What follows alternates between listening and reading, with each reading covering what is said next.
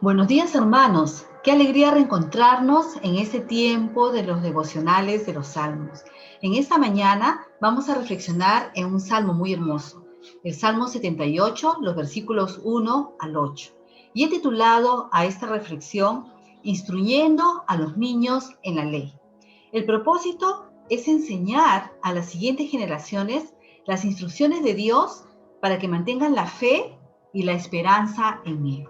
Voy a invitarle a abrir sus Biblias para poder leer el Salmo 78, los versículos del 1 al 8.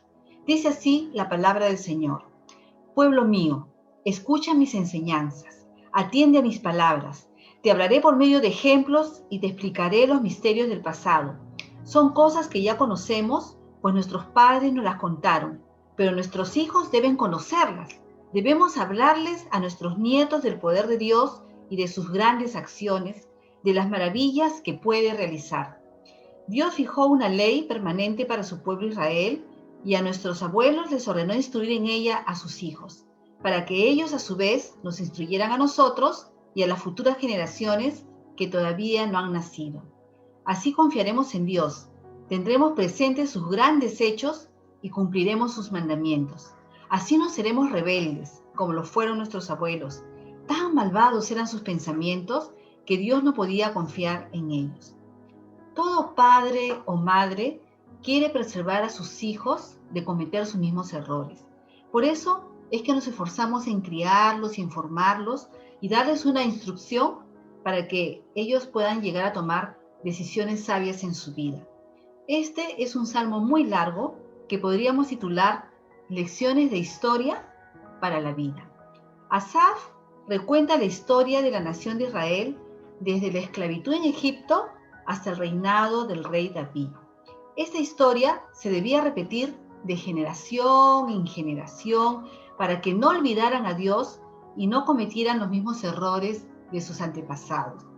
La memoria es frágil y parece ser que el pueblo de Israel había olvidado dos cosas fundamentales. La primera, se habían olvidado de las bondades y las hazañas de Dios a favor de ellos, y la segunda, se habían olvidado que sus corazones podían ser infieles. Por eso Asaf empieza diciéndoles en los versículos del 1 al 4, pueblo mío, escucha mis enseñanzas, atiende mis palabras, te hablaré por medio de ejemplos y te explicaré los misterios del pasado. Son cosas que ya conocemos, pues nuestros padres nos las contaron, pero nuestros hijos deben conocerlas. Debemos hablarle a nuestros nietos del poder de Dios y de sus grandes acciones, de las maravillas que Él puede realizar.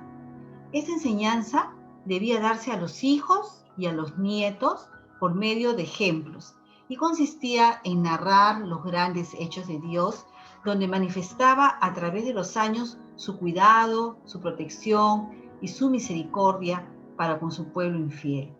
Por ejemplo, ellos les contaban a sus hijos cómo Dios los liberó de la esclavitud de Egipto con su mano poderosa y cómo los guió, los alimentó, les dio de beber durante 40 años en el desierto. Cómo les dio también su ley y las grabó en sus corazones para que ellos la guardaran. Esa enseñanza generacional, según el Salmo, tiene dos grandes propósitos. En primer lugar, afirmar a nuestros hijos en la fe y confianza a Dios para que se traduzca en una vida de obediencia. Esto lo vamos a encontrar en el versículo 7, que dice, así confiaremos en Dios, tendremos presentes sus grandes hechos y cumpliremos sus mandamientos. El segundo propósito era preservar a la nueva generación de dos grandes errores que sus padres habían cometido, la ingratitud y la rebeldía. El pueblo de Israel había cometido estos grandes errores.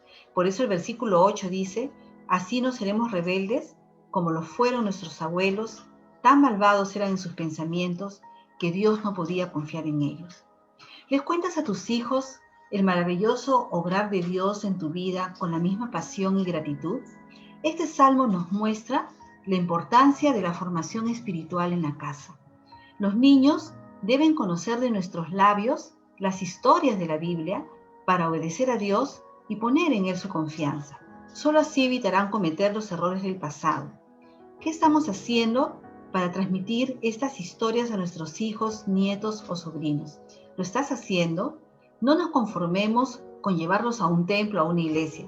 A nosotros como padres nos corresponde entrenar a la siguiente generación. Tomemos en serio la enseñanza bíblica a nuestros hijos y a nuestros nietos.